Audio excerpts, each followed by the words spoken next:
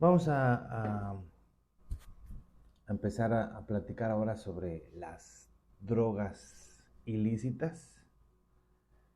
Y para entender esto hay que ser conscientes que las drogas han estado presentes en mayor o menor medida en toda la historia del hombre y cumplen diferentes funciones o han cumplido diferentes funciones a través de diferentes épocas y culturas. Acuérdate que por definición la droga es una sustancia de la cual no se conoce con exactitud su contenido ni su cantidad y que tiene efectos en el cuerpo, en la fisiología del cuerpo, en las funciones del cuerpo, ¿no? A diferencia de los fármacos, que es una sustancia que conoces exactamente cuánto tiene y qué contiene. Las drogas es la parte que no sabes que tiene o que no está medido.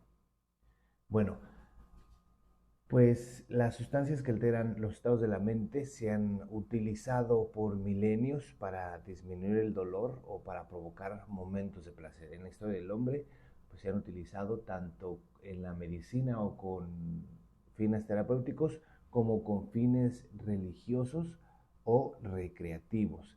Estas drogas entran en el sistema de recompensas de tu cuerpo porque mimetizan o copian las funciones que tienen algunos neurotransmisores y que evidentemente tienen efectos en tu cuerpo, ¿no?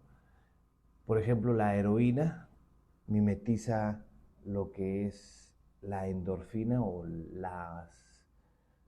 eh, los neurotransmisores que te dan el placer o el sentirte bien. El cannabis mimetiza, o de lo que se ha estudiado, de lo que se ha descubierto, un neurotransmisor que es la anandamida, lo cual ralentiza las conexiones sinápticas. Y por último, la cocaína, que mimetiza la dopamina. Muchas veces el consumo de las drogas, cuando estás en etapa de experimentación, se debe a la presión de los grupos de pares, de los vecinos, de los amigos o de incluso familiares que nos incitan o nos facilitan el consumo de ciertas sustancias. El detalle con estas drogas es que cambian los mecanismos naturales del cuerpo, como lo hemos visto ya lo platicamos en el tabaquismo y en el alcohol, ¿no? Se modifican los mecanismos naturales de tu cuerpo. Y es ahí en donde se provoca la adicción. Hay drogas, hay sustancias que no se recomiendan ni siquiera experimentar porque la cantidad de, de neurotransmisores que liberan o las sensaciones que provocan en tu cuerpo son tan fuertes que no las podrías conseguir de otra manera y eso te engancha desde la primera toma, ¿no? Como lo es la heroína o la cocaína, por ejemplo, o el fentanilo o los opioides, etcétera, ¿no? Entonces, hay que tener mucho cuidado también con esto, ¿no? Si vamos a consumir, hay que consumir con información, con responsabilidad y pues también hay que tener conciencia de todos los riesgos que vamos a tomar, ¿no? Bueno, vamos a empezar con la marihuana, que es la droga ilícita que más se consume a nivel mundial. Esta en la antigüedad viene de la parte de Asia y Europa del Norte y se fue expandiendo por el mundo a través del tiempo, ¿no? El principal compuesto psicoactivo, tiene elementos psicoactivos de la marihuana, es decir, que interactúan con tu sistema nervioso central, con tu cerebro, es el THC o tetrahidrocannabinol, así como el CBD, que es el cannabidiol, ¿vale? Estos tienen funciones diferentes o repercusiones fisiológicas diferentes, tienen diferentes efectos en tu cuerpo. Estos dos principales compuestos vienen en la marihuana. Las vías de entrada de la marihuana pueden ser fumadas o pueden ser ingeridas por el tracto gastrointestinal, y también ya se producen sintéticamente estos compuestos. ¿Okay? Ya no es necesario tener la plantita, ya se pueden conseguir sintéticos. Bueno, ¿cómo es que funcionan entonces estas sustancias? Se activan en los receptores cannabinoles, que son los receptores CBD1 y los CBD2. La anandamida y el 2-araquidonilglicerol,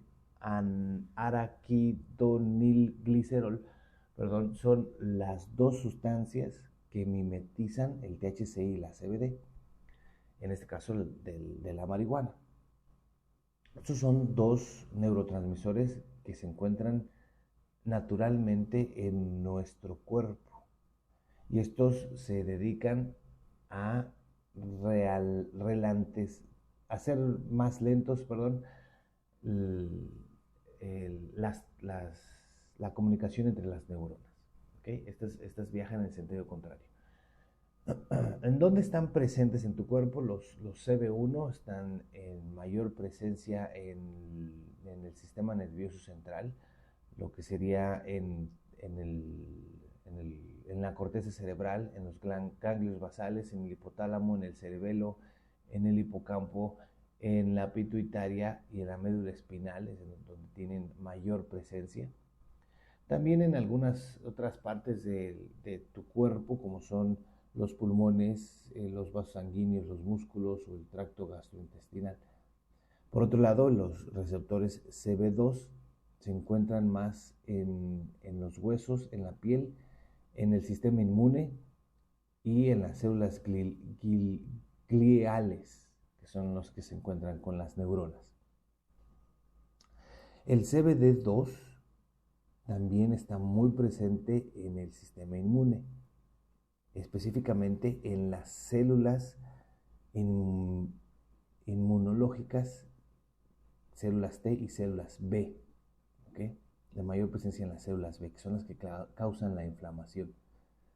De ahí que nuestras abuelitas tengan su alcoholito de marihuana para las reumas. Ahí es en donde actúan. Muy bien. Entonces, ¿cuáles son los efectos de la marihuana? ¿No? Específicamente de la marihuana. ¿Cuáles son los efectos fisiológicos que tiene la marihuana en nuestro cuerpo? Como parte del sistema endocannabinoide, es decir, de lo que produce tu cuerpo, ¿okay? Estos neurotransmisores que te hablé, la anandamida tiene un relevante papel para conservar la homeostasis corporal. Acuérdate, homeostasis es el equilibrio del cuerpo, el equilibrio de sus sustancias y de sus sistemas.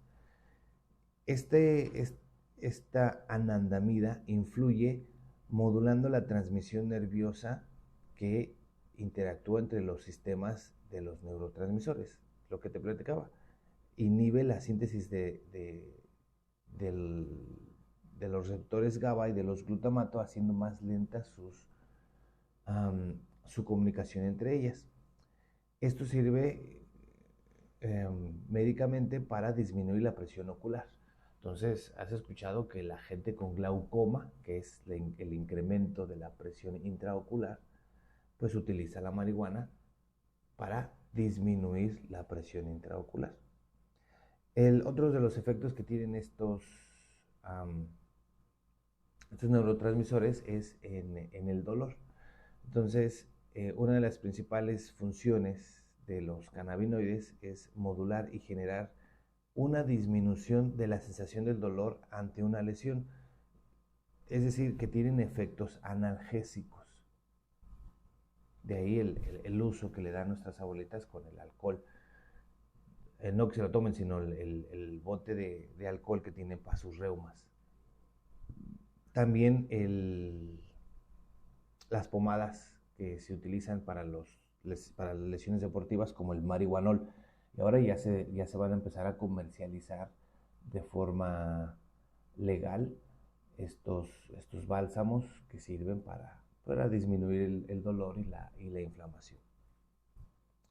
Otra de las acciones que tiene la anandamida y que, bueno, sigue estando en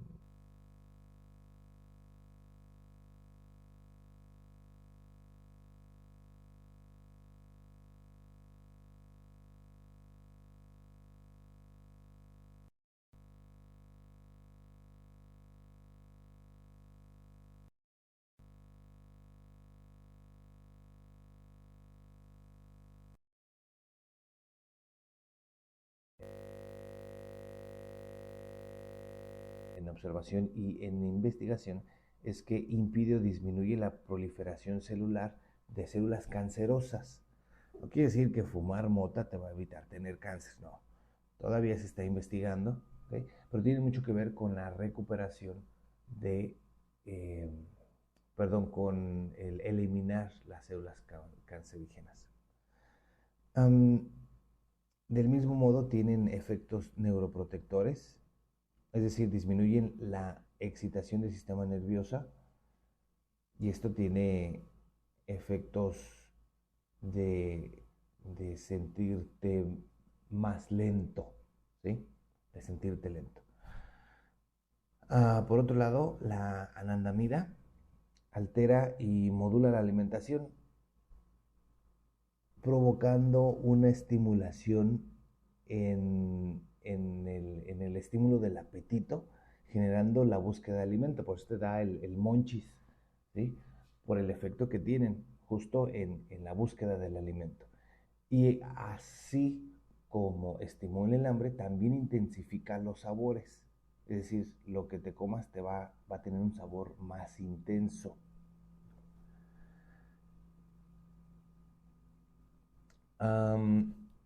Tiene efectos antieméticos, así como estimula el hambre e intensifica los sabores, también y disminuye la capacidad para vomitar. Tiene un efecto antiemético.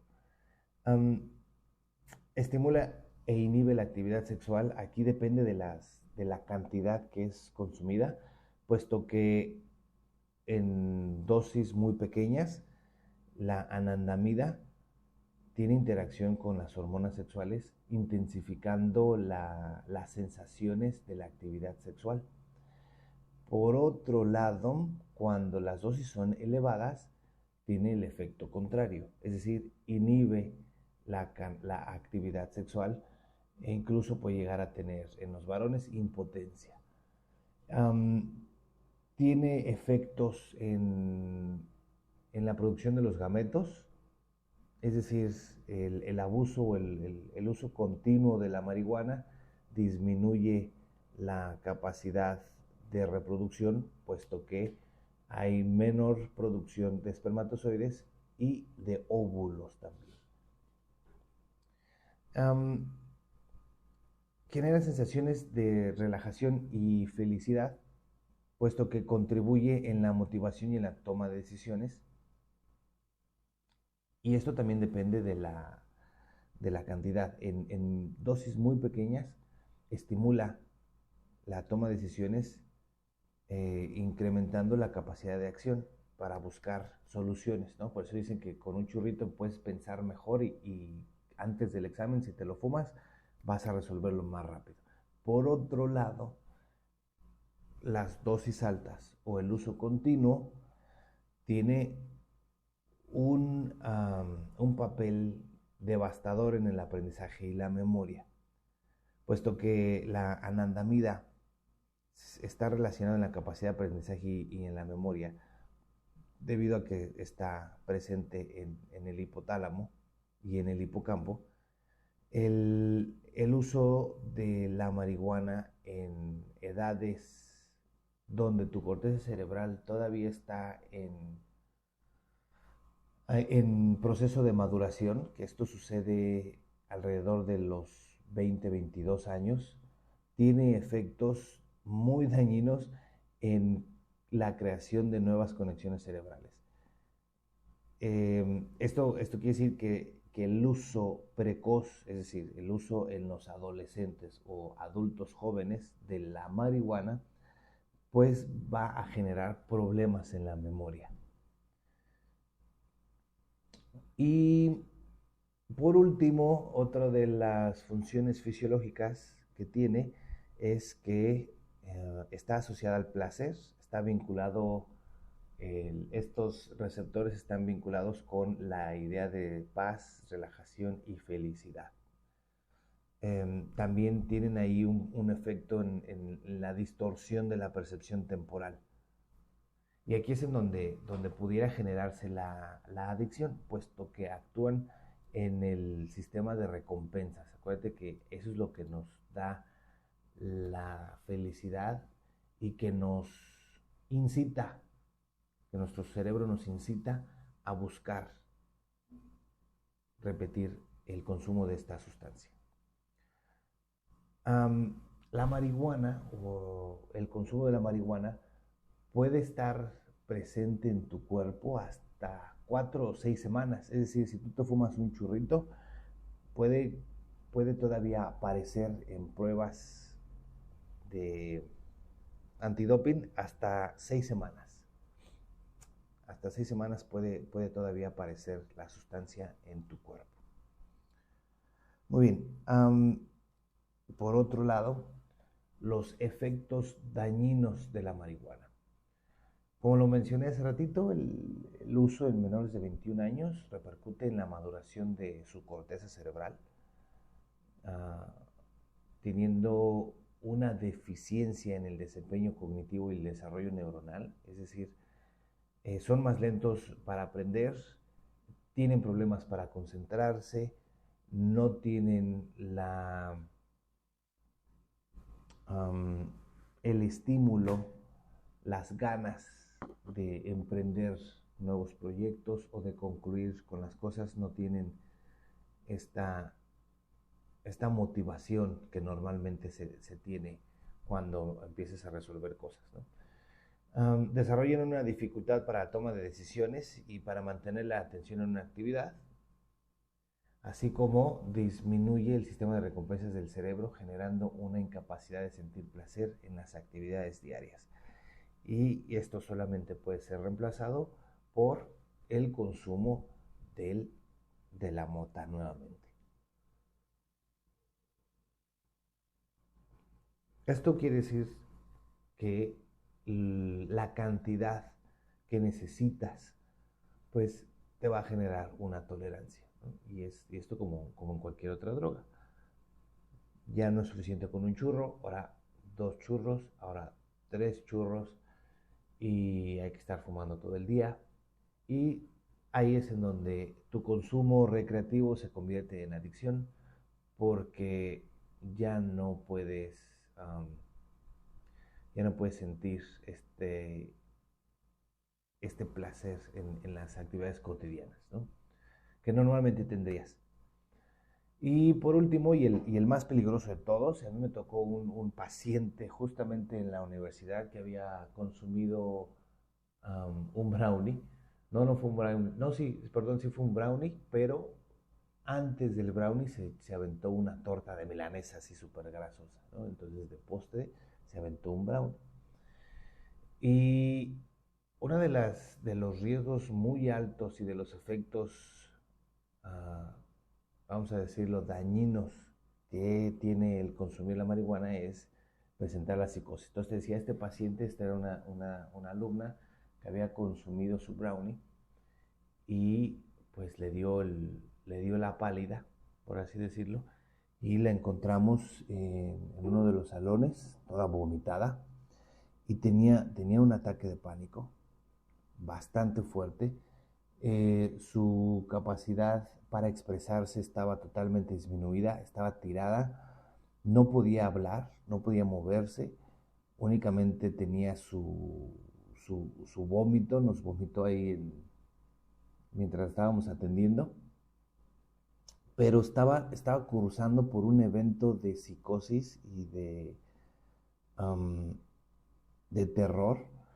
porque te lo prometo, aunque no me creas, ella lo único que podía hacer era pedirnos ayuda, pero escribía, alcanzaba a escribir con su dedo, estaba tirada así de costado, su lado izquierdo, y cuando vomitó con su saliva, y aparte imagínate era una torta de milanesa, con su dedo empezó a escribir, ayúdenme, ayúdenme. Y es lo único que escribía. No la podíamos sacar de su psicosis hasta que le pudimos conectar una mascarilla con oxígeno y más o menos la alivianó y se le pasó el efecto como a los 40 minutos.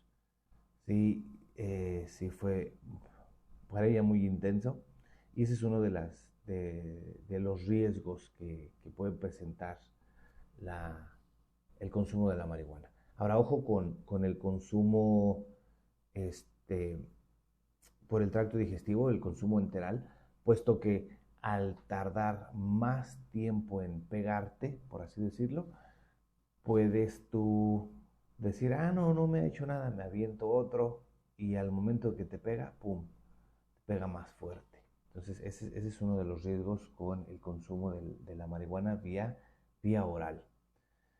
Fumada, si de inicio no fumas, querer fumarla puede costarte mucho trabajo porque el golpe del humo es, es muy intenso y si no estás acostumbrado a él, eh, puede, puede no ser tan fácil tomarlo, ¿ok? Entonces, vamos a hacer también nuestro mapita ahora de la marihuana con las mismas cuatro secciones que necesitamos, ¿no? ¿Qué es? ¿Dónde actúa? ¿Cuáles son los receptores que usa? ¿Cuál es la sustancia que intenta sustituir en tu cuerpo? ¿Cuáles son los efectos fisiológicos que presenta la marihuana? ¿Cuáles son sus efectos dañinos de la marihuana? Y te toca buscar cuáles son los beneficios de dejar de fumar marihuana. Así como lo vimos en el cigarro, que todo es reversible en el cigarro, en el alcohol no todo es reversible. Veámoslo en la marihuana. ¿Cuáles son los efectos positivos de dejar de fumar? Nos vemos mañana.